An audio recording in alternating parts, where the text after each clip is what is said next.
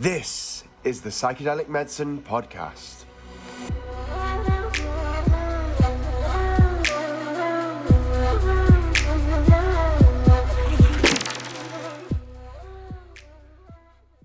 Hello and welcome to the next episode of the Psychedelic Medicine Podcast.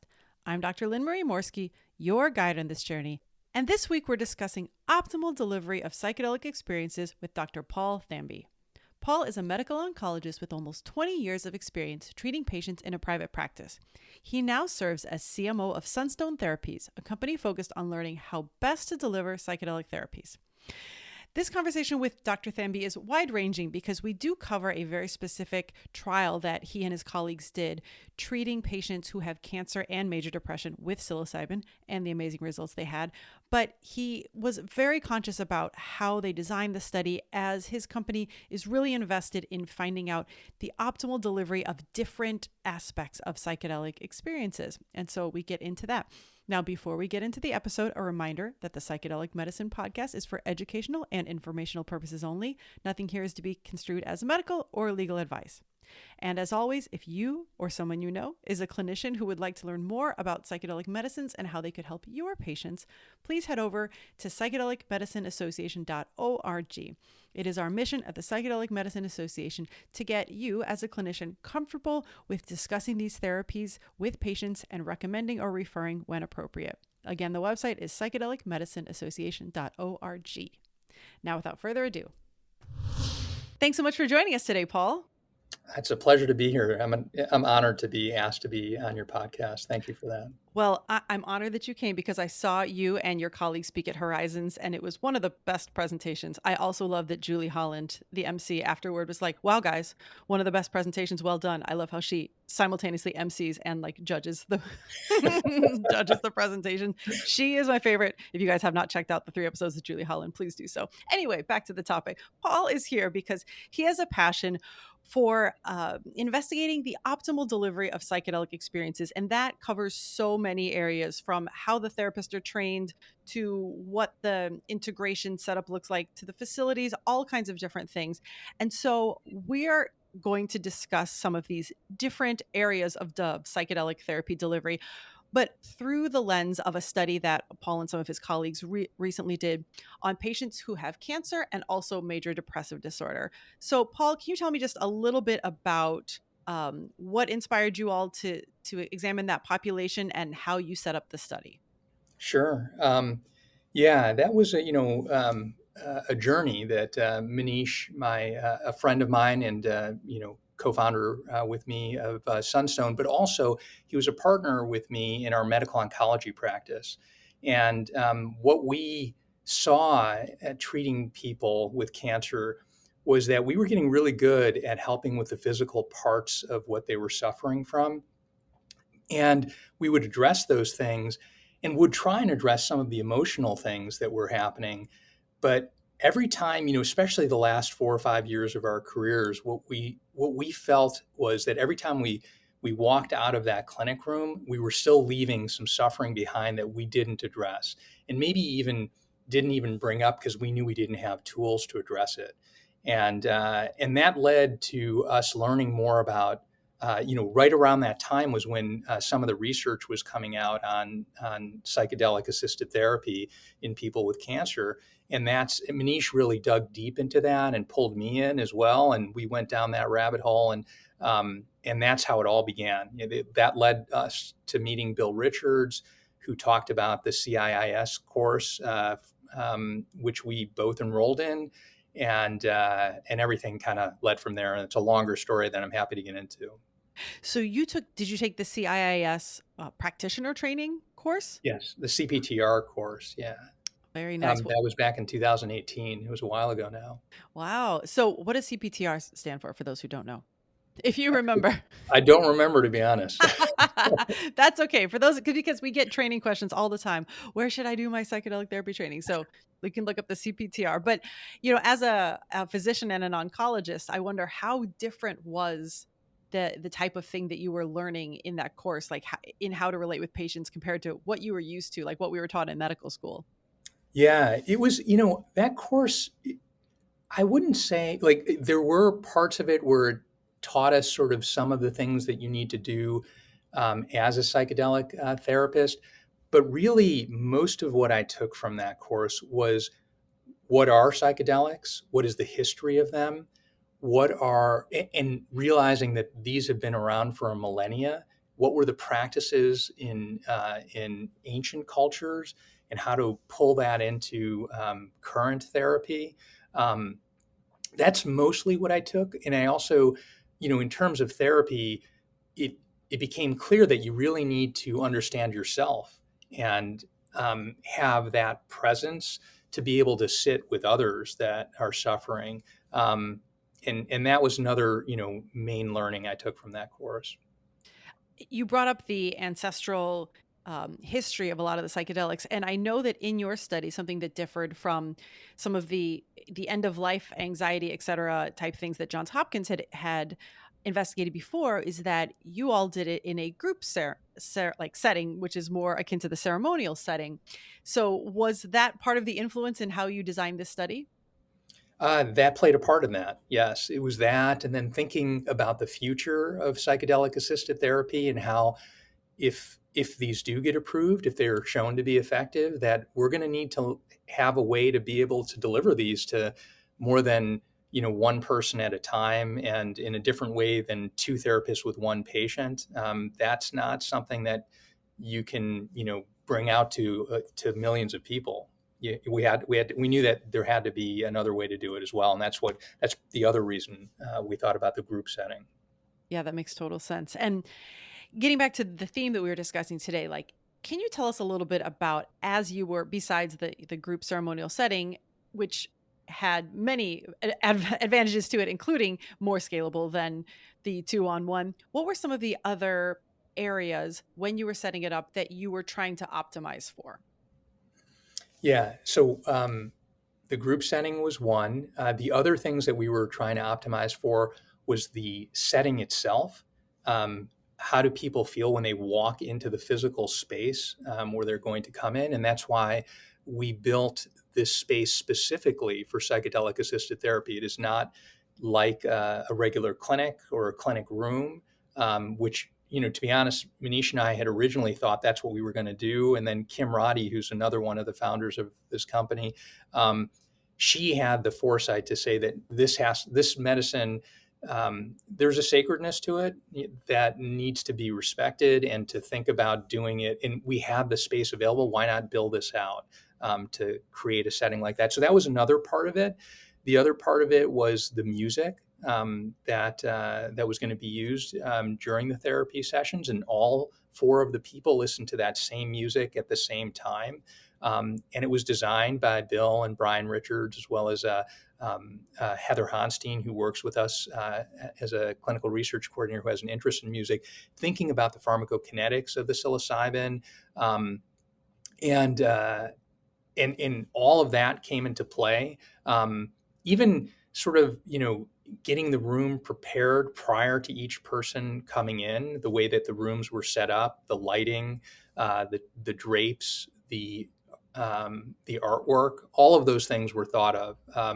And I think lastly, the other thing was we had, to try and facilitate where you can have one therapist with one patient, there needed to be a way for a supervisor to still monitor that. So we created a control room that was separate from those therapy areas, that had video monitors where Bill Richards would sit and watch what was happening in all of the rooms. So he didn't have to be in the room with those people, and that the therapist and the patient could develop their own alliance or therapeutic bond.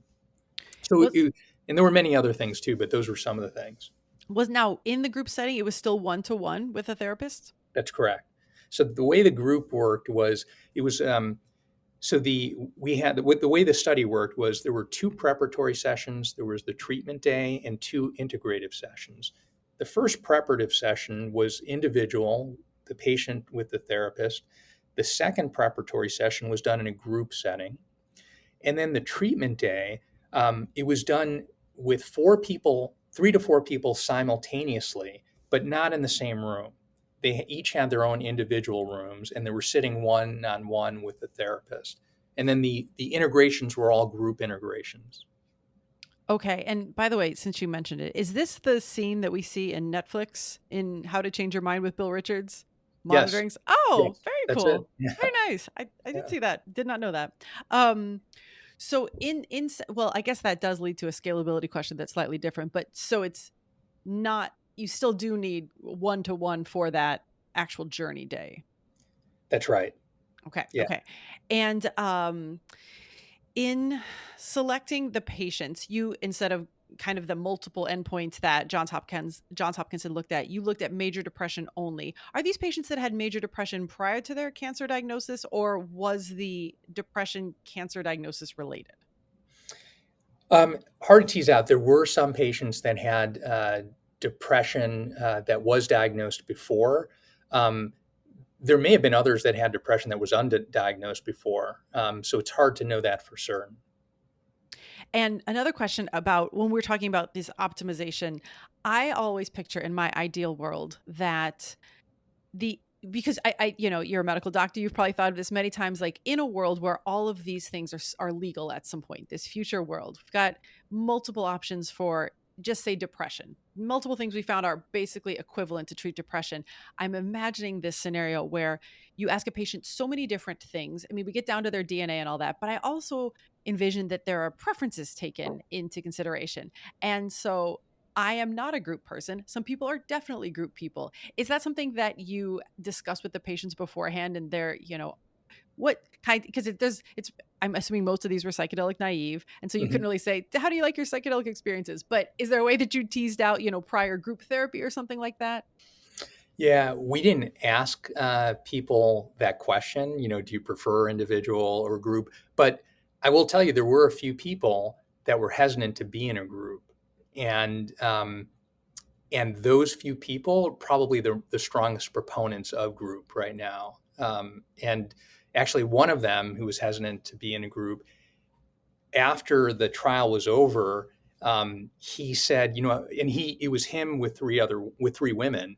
He said, and I think I mentioned this in one of the talks. He said that I went to war with these women. I can't stop meeting with them now, and so we formed a support group, and all of the people that were on our trial that are still with us.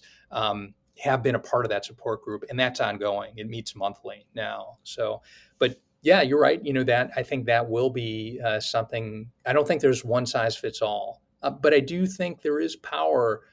There's therapeutic power to the group too, if one opens themselves up to it. And I think actually that brings up something, because there's optimal delivery of a group experience that can weigh into it. I mean, probably many people listening to this can empathize. I have been in group experiences where they said, share. And then one person will share and it's 25 minutes long, right? They have monopolized the time. And then I have been in other ceremonies where, God bless her, the ayahuasca, the person facilitating said, you each have 2 minutes and 20 seconds, and she set an alarm, and I was like, this is my favorite group ever. And I think it's that kind of safe, structured feeling that, I mean, maybe some people prefer to just sit through somebody else's 25-minute share, but I think, could you speak a little to some of the things that you did to optimize the fact that they were in a group? Yeah, and I think a lot of this, and this is something that we want to learn more about. We want this to learn how to make this a better process that maybe fits the majority of people. What we did is we changed it up a little bit as we went along. There wasn't one sort of format to it, and really, it was the skill of some of our therapists. Betsy, who is one of our therapists that was part of this trial, she has a lot of experience with group sessions with people with cancer. So she gave us some advice about how to sort of open a group session, what sort of questions you would ask, and allow it to be open. And then we did have some people who did talk more, and she had a skillful way of changing the discussion. Bill Richards also was sitting with everyone, in addition to the other therapists, and he also had a way of guiding the discussion. How do we codify that? I'm not sure yet. I think that's some of the things that we're trying to learn to do, and we're trying to create ways of teaching people how to do that. Yeah, and I think that's a good point to bring up, that this is, like many of the discussions we have on here, an ongoing conversation. It's not like we're going to tell you the optimal way to deliver psychedelic experiences, but this is a discussion of some of the places where methods can be optimized. Like you already started by telling us, okay, how do we optimize the physical setting? Is we don't just repurpose something clinical that still probably has a very clinical feel. Best to start with something that from the ground up. I mean, if possible, If obviously, like, possible. within parameters, we'd rather have anything than nothing. But if you have the opportunity to start with something that is made with the psychedelic journeyer in mind and not like retrofitted from a clinical setting, that's optimal. Optimal to have. Uh, let's before we even get into the group setting, can you talk a little bit about how you optimized the training of the therapists and how they were prepared for this? Yeah, the training of the therapist, that wasn't defined by us. That was somewhat defined by the sponsor. One of the things, but I'll tell you some things that we did that weren't part of what they had required. They had their training, which was sort of non-directive, a non-directive approach. But one thing that we did is after each session, our therapists, they actually before each session, they would get together because there's a lot that comes up for them when they enter into these therapy sessions, and for them to be grounded and to like allow a space for them to reveal or speak whatever is coming up for them. We found that to be really helpful because a lot of these people, actually all of them except for Bill, had never sat with a patient until this. So there was nervousness around that, and Bill would be with them and instill this trust in themselves during those sessions between the therapist before the therapy session, and then after each therapy session, we would huddle and talk about how did it feel for you? Allow people to decompress a little bit and share some learnings from the moment.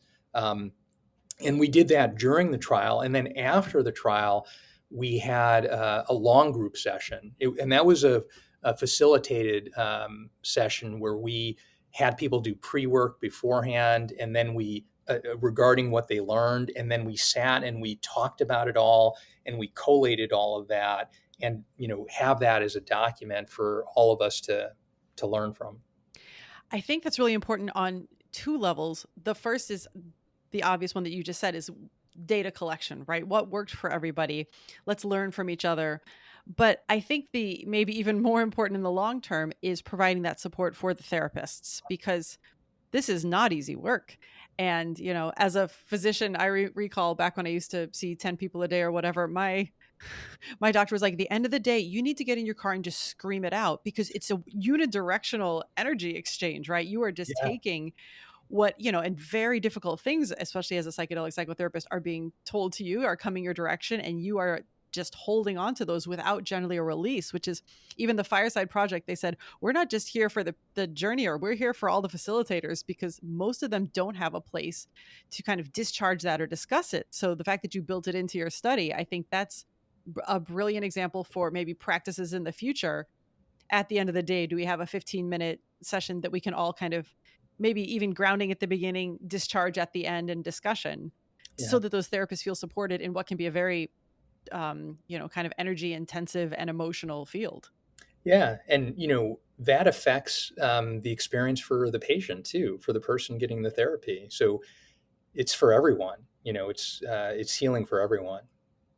I have a question about the music, because this is the eternal question. I think we had Fred Baird on from uh, Johns Hopkins discussing well, not specifically music, but different, elements. And yes, there's the Bill Richards playlist. How, like, if what is behind that? How has that been optimized over the years? Like you said, with the pharmacokinetics, I'm guessing it like gets more intense as the journey is more intense and is a little like calmer on the ends. But then there's, they've done that study, like, do people like overtones versus classical, that kind of thing. Can you talk a little bit about as much as you know about what was done to optimize the music? Yeah, and I'm not a musicologist, so I can't speak as much to that as probably Bill and Brian could, and some other people.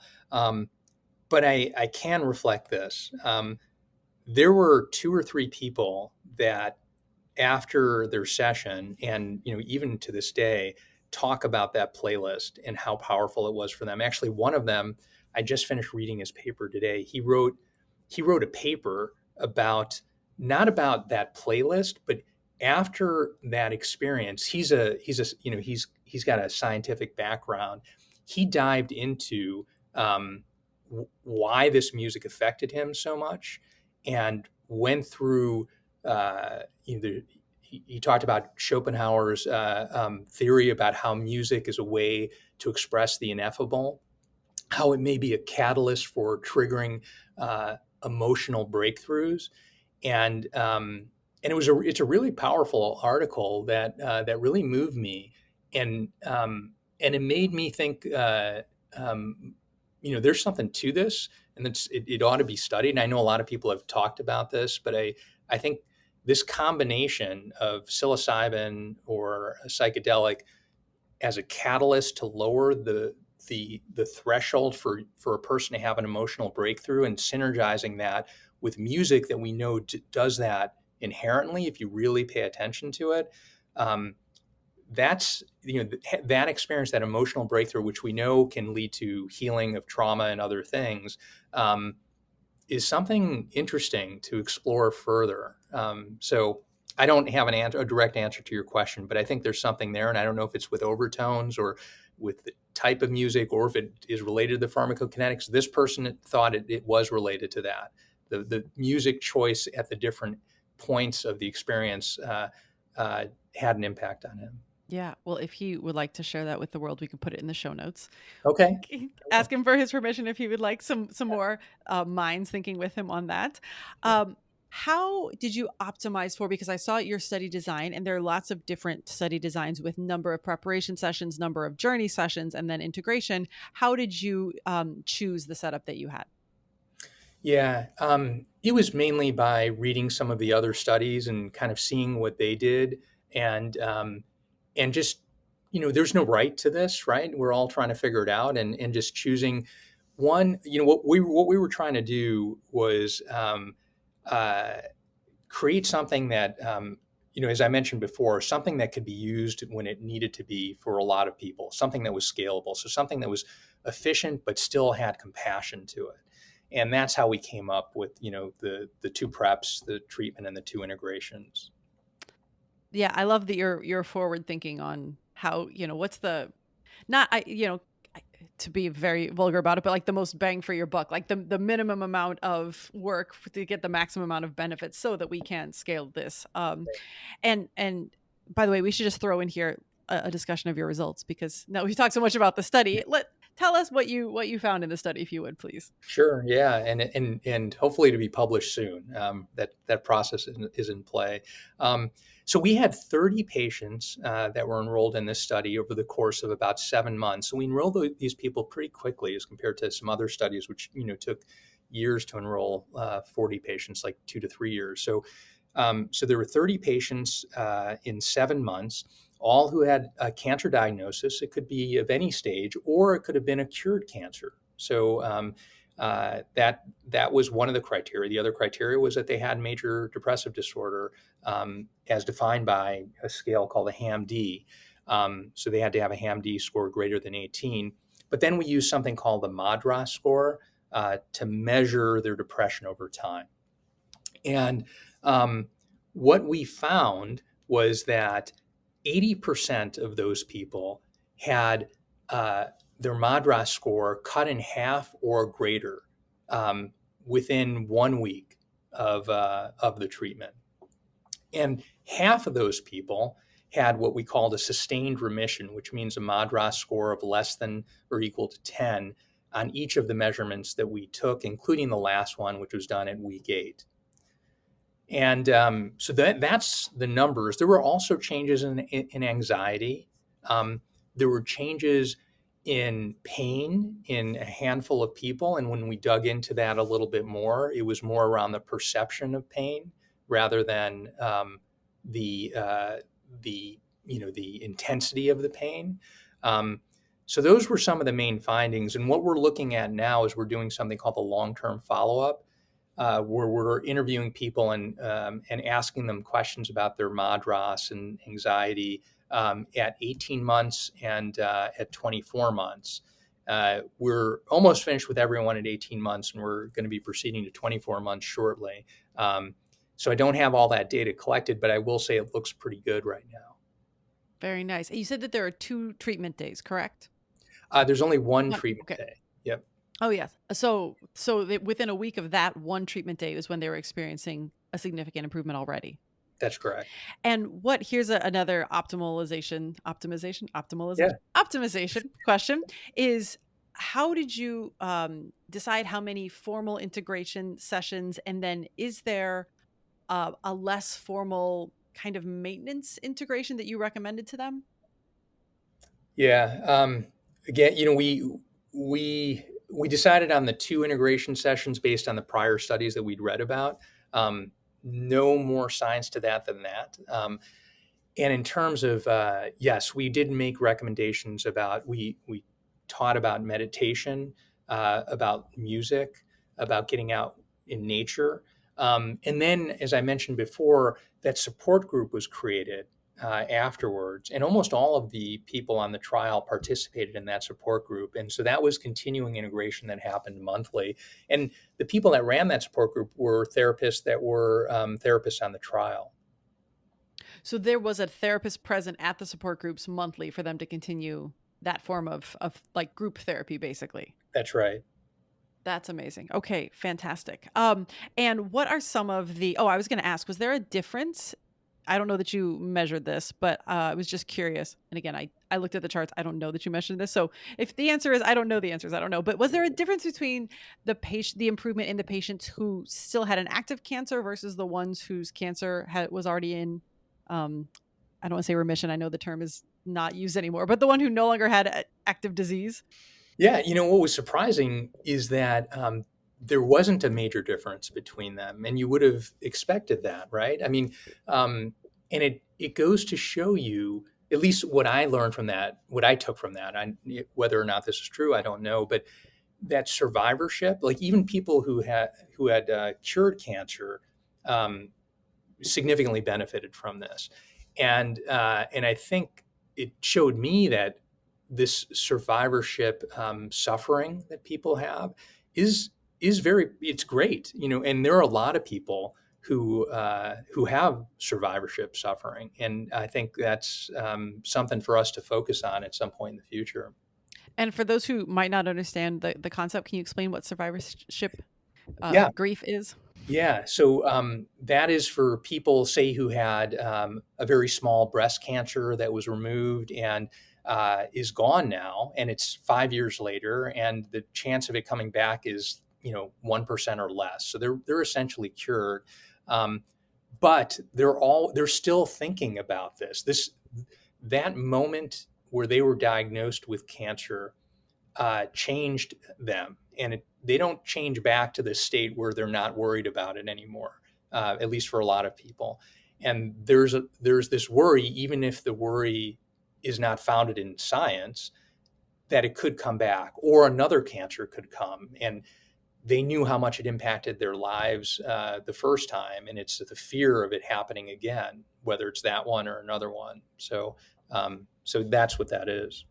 I'd be interested to see if that manifests itself more as an anxiety than a depression, because it seems like just a constant worry about the same or other cancer. Because it seems like they had one day where they found out their health could be taken away from them, health/life, and then what if that day happens again? But have you noticed that it also leads to some depression? Yeah, I think we did notice it in those people. They also had improvements in their anxiety scores as well. And I think there's also something that doesn't fit into these categories of depression and anxiety that maybe we don't know how to measure or name yet. There are people that are looking at that and people who have cancer, but I think there is something else, something different. The depression in people with cancer, at least from my experience, or anxiety in people with cancer it has a different feel to it, a different weight to it than what I've seen with other types of depression. Yeah, that I can imagine. Can you tell us if there were any that I didn't discuss, any other areas that you optimized for in the delivery of the psychedelic care in your trial, and also trials that you are doing currently or in the future? Yeah, in terms of that trial, I think I mentioned most of them. What we're looking at now is how do we optimize things like training, like for the therapist. How do we? So we're thinking about that. We're also thinking about how do we optimize the patient's experience, not just from the physical sort of entry into the our space, but also from the first time they touch us, like from coming to our website or making a phone call. How does that feel to them? How does that look to them? We're trying to create an experience around that and iterate on that, learn from it to make it better. And then the other part of it, which we touched on before, is it's not just the experience that the patient has, it's the experience that everyone that is helping that patient has as well, because that all rolls into that patient's experience at some point in time, whether we know it or not. So how do our therapists feel as they interact with the different systems that we're putting in place, or the processes or the technology, and how do we make that um, as sort of pleasurable as possible and frictionless as possible. So we're putting thought in that around our electronic medical record and our billing systems and things like that too. I really like that because by the way, I hope you guys can't hear the trash truck in the background, the very inconveniently timed trash truck. Um, but it brings up a good point, because while in an ideal world, start to finish in a patient experience is amazing, these are very sensitive populations. One, they have major depression. Two, they have cancer. There's a lot of things where um, poorly trained people, even with the best of intentions, could accidentally do some kind of unintentional harm. And so to make sure that the people answering the phones are, trauma informed just in the conversations they have, I imagine all of that is going into the experience. That's correct. Yeah. These are all the things that we're thinking about. And then the one part I didn't mention, which we touched on before too, is how do the therapists care for each other? How do we all care for each other? How do we all, we're trying to build that into how we do things and make sure that there are touch points for those things. Yeah, absolutely. What are some of the current trials that you have going now? Yeah, so right now we are participating in the MAPS Expanded Access Trial, and I believe we are the only site to have enrolled people in that trial, which took, I think it's and I say that because I'm very proud of the people that work with us that were able to get that up and running, and that's been amazing too. We didn't talk about, I talked about the numbers from our prior trial, but you know how it's the unmeasurable that really moves you, and when you see people get treated and see a change in them even a day or 2 days later, it's really moving, and it really is what keeps us going. And it had been a while from our trial, when our trial had ended, to the expanded access trial, and to feel that life again back in our center is just an amazing feeling for all of us. So that's one trial. Another trial that we have opened just recently is what we call the dyad trial, and this bore out of experiences that Manish and I had with those patients in our clinic, where it wasn't only the patient who was suffering, it was their loved ones who were suffering as well emotionally. And sometimes that suffering from the loved one caused issues for the person who was suffering from cancer. So the dyad trial is a trial using MDMA for a person with cancer who has adjustment disorder, as well as a loved one who has adjustment disorder. And they both will receive MDMA separately at first. They get 2 sessions separately at first, the first time, and the second time together in one room. And then the last trial is a trial around major depressive disorder. And that trial is mainly is being used to try and train the therapists, so as well as treat these patients on a clinical trial. So those are the ones that are ongoing now. That's really exciting. And how your therapists are being trained by a therapy that you all, or a therapist training that you are all developing, correct? Well, we are developing our own training program, right, for our patients. But each clinical trial and each sponsor or company, they have their own training programs too. And this is another problem that needs to be solved. I look at the number of hours that our therapists have spent on training. Even Bill, Richards, has to go through all this training again. It's hundreds of hours. And I think that's another thing that we've got to figure out in the psychedelic, space, because it's a lot to ask of people. And we're trying to impart some general lessons that we think that everyone should know. And hopefully it's not adding to the burden of training, but it is something our therapists are doing as well. Yeah, hopefully there was some reciprocity of, if you've taken this one training, that will count for some other. As APA and the board come online, hopefully their decisions in that regard are recognized by some of the FDA approval people who set up these trials. So anything else you'd like to tell us about or where people can find more of your work? Well, our website is www.sunstone-therapies.com. And on that site, you will see there's a listing of clinical trials that are open right now. So that's, that's one thing. And then another is, we're really wanting to learn how to deliver these medicines in the best and safest way possible, because we feel like the medicines offer an opening, but it's everything else around it that we feel is a major part of the healing. And we want to learn how to do that as well as we can.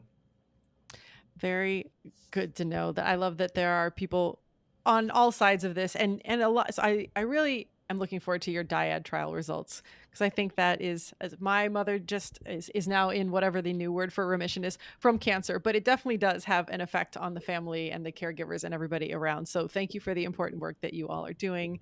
And thanks for joining us on the show today. Thank you for having me. It was a pleasure talking.